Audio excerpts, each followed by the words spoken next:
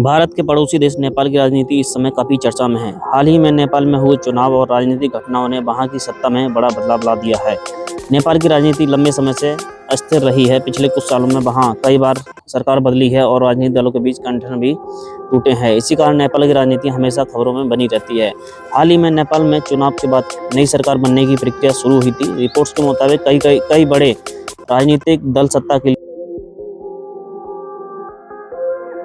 इस समय पूरी दुनिया की नज़र इजरायल और ईरान के बीच चल रहे युद्ध पर टिकी है।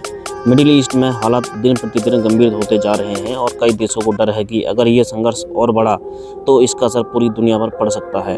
पिछले कुछ दिनों में ईरान ने ड्रोन और मिसाइल हमलों के जरिए इजरायल के कई सैन्य ठिकानों को निशाना बनाने की कोशिश की। इसके जवाब में इजरायल ने भी ईरान से जुड़े कई ठिकानों पर जवाबी कार्रवाई की है।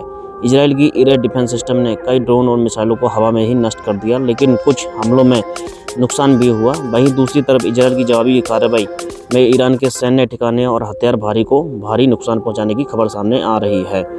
इस युद्ध का असर सिर्फ इन देशों तक सीमित नहीं है। अमेरिका, रूस, चीन और यूरोप के कई देशों में इस स्थिति को नज़र बनाए हुए हैं। कुछ देशों ने कुछ नागरिकों को अपने मिडिल ईस्ट की यात्रा न करने की सलाह दी है।